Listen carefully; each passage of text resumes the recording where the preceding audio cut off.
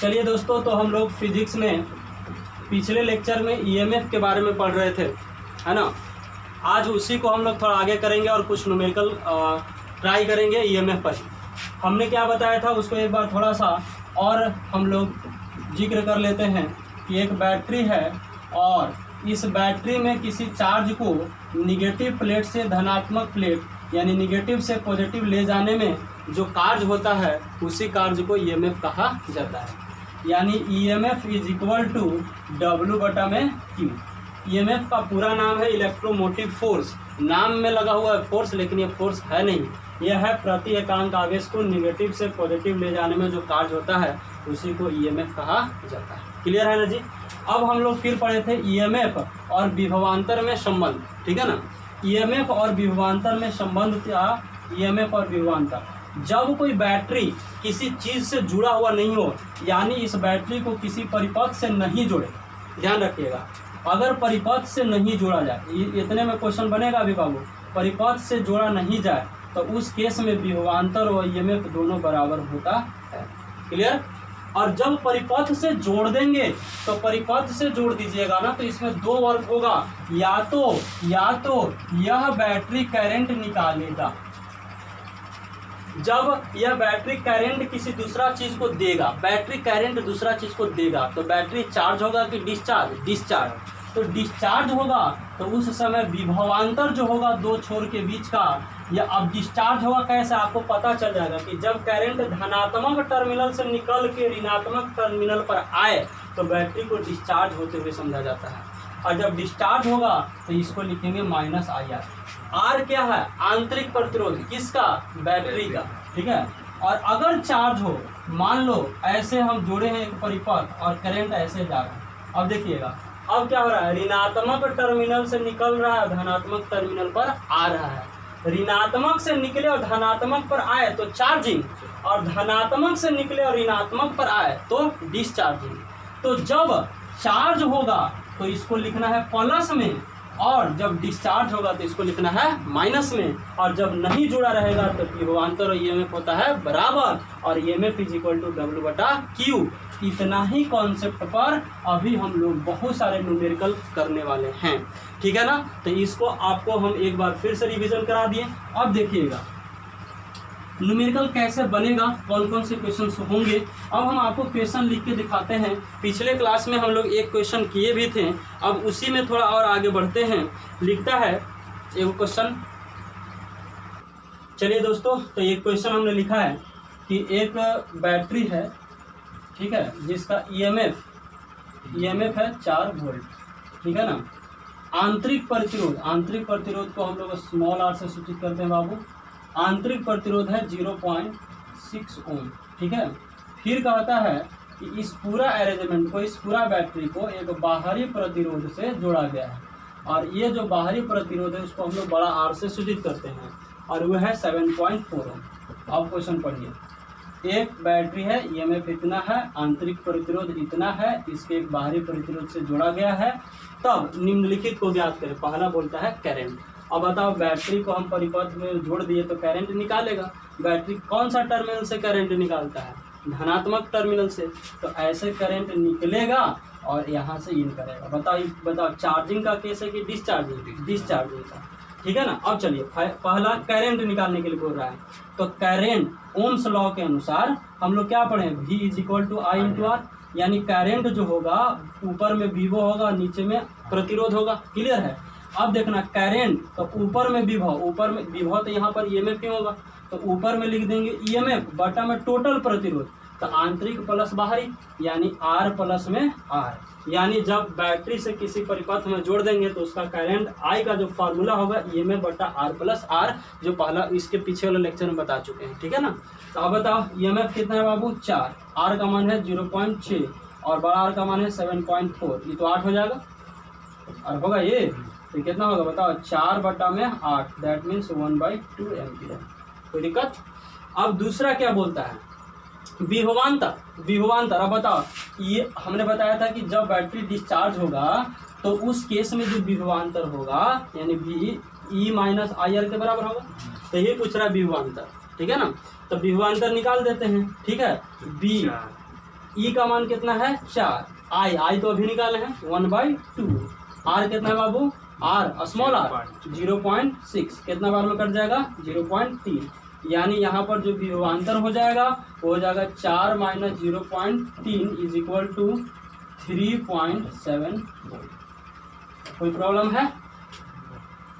नहीं दिखा दीजिए। देखो दोस्त ये नीचे दिखाई नहीं दे रहा, हम क्वेश्चन में डाल दे रहे हैं, ठीक है। हम इस नीचे वाला को दूसरा को ऊपर लिख देते हैं, नीचे दिखाई नहीं दे रहा होगा, ठीक है ना। देखिए इस दूसरा प्रॉब्लम को v बराबर ई माइनस आई आर, ठीक है। ई का मान है 4, आई का मान अभी निकाले कितना है 1/2, ठीक है। तो 1/2 इंटू स्मॉल आर का मान 0.6 कट जाएगा 0.3, 4 - 0.3 इज इक्वल टू 3.7 वोल्ट, ठीक है दोस्त। अब देखना लॉस्ट वोल्टेज, अब थोड़ा याद रखिएगा, लॉस्ट वोल्टेज निकालना है।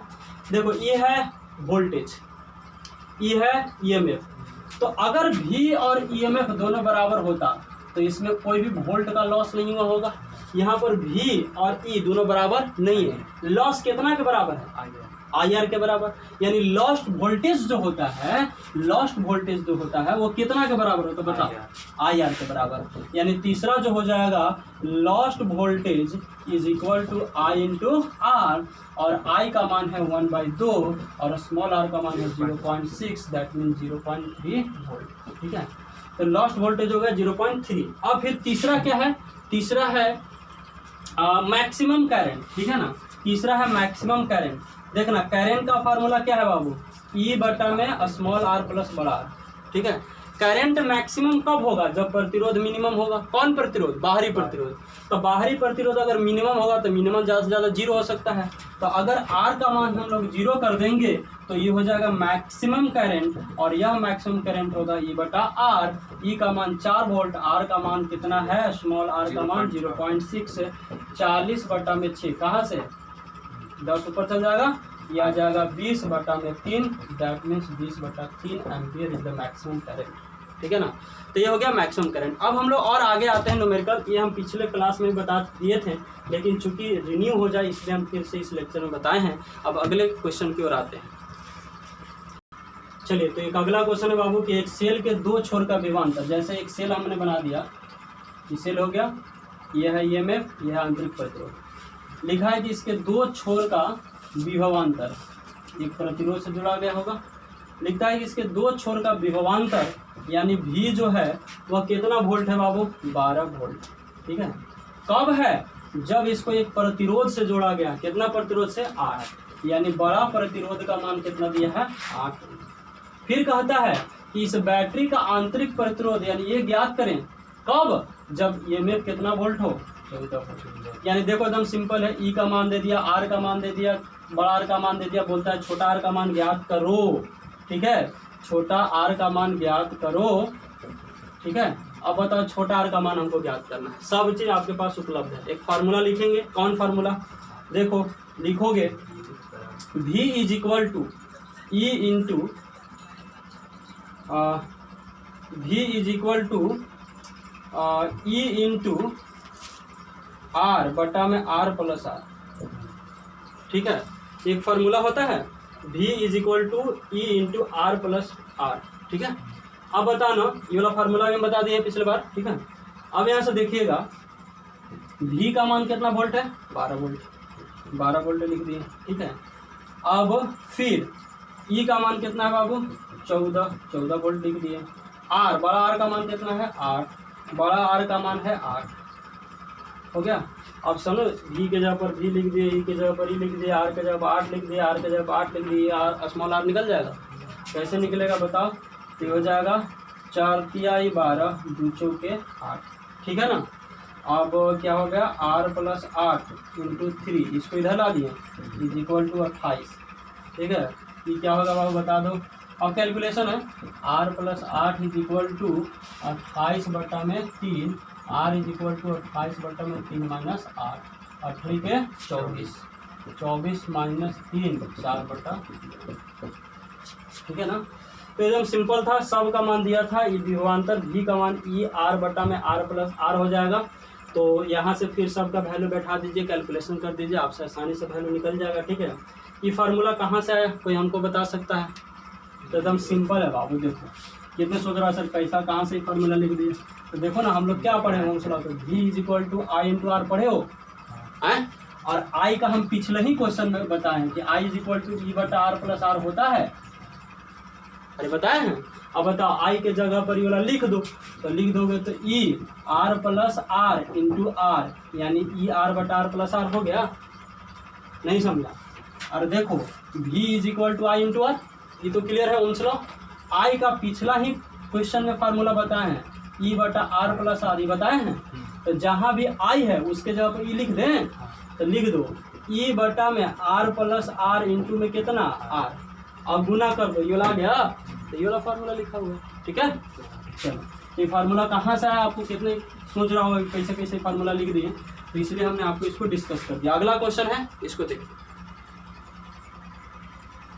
देखिए अगला क्वेश्चन है बाबू आपके लिए लिखे हैं कि बगल के चित्र में की जब ओपन है यहाँ पर की लगा मैंने स्विच लगाया गया ठीक है। तो जब स्विच ऑफ है ऑफ मैंने प्रतिरोध में धारा नहीं प्रवाहित हो रहा है ना। तो जब स्विच ऑफ है तो उस समय विभवांतर 6 वोल्ट है। जब स्विच को ऑन किए यानी जब धारा आने लगा ठीक है तब इसका विभवांतर 4 वोल्ट है। तो कहता है कि इस बैटरी का आंतरिक प्रतिरोध ज्ञात करें कब जब बड़ा वाला प्रतिरोध कितना ओम है। यानी इस क्वेश्चन को पहले पढ़ो क्या है पहले की ऑन है कि ऑफ ऑफ। अब बताओ की जब ऑफ है तो इस परिपथ में धारा जाएगा यानी परिपथ में धारा जा ही नहीं रहा है तो बैटरी समझो कि ओपन सर्किट में। क्लियर है। तो बैटरी जब ओपन सर्किट में यानी बैटरी के साथ जब कुछ नहीं जोड़े हैं तो उस केस में बताए थे कि जब बैटरी को किसी परिपथ से नहीं जोड़ा जाए तो उस केस में विभवांतर और ईएमएफ दोनों बराबर होता है। क्लियर है ना। तो हम इसको मिटा दे रहे हैं मेरे पास जगह नहीं है इसलिए आप जल्दी से क्वेश्चन उतार लीजिए। ठीक है अब हम आगे बढ़ते हैं।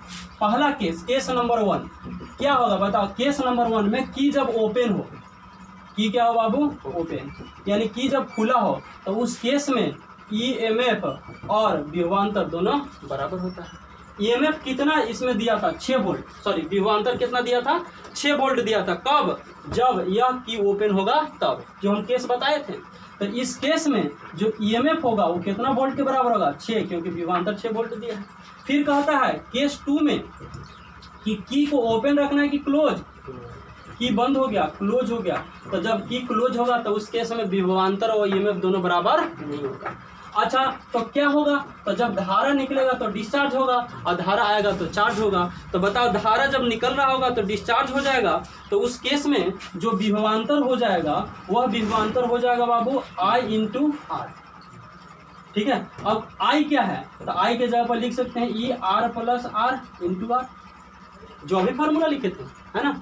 यानी इस केस में जो वैल्यू हो जाएगा ई आर बटा आर प्लस आर अभी एक फार्मूला लिखे था ऐसा। ई का विभवांतर जब क्लोज हो गया था तब कितना था 4 वोल्ट। देखो क्वेश्चन यानी इस केस में 4 वोल्ट होगा ई का मान 6 वोल्ट बड़ा आर का मान दे दिए हैं क्वेश्चन में तो छोटा आर निकल जाएगा। ठीक है तो यहाँ से हम लोग क्या करने वाले हैं देखिएगा ई है 4 ईएमएफ है 6 बड़ा आर कितना ओम दिए थे 2 सॉरी बड़ा 2 बटा में आर प्लस 2। अब आप कैलकुलेशन कर लीजिएगा है ना।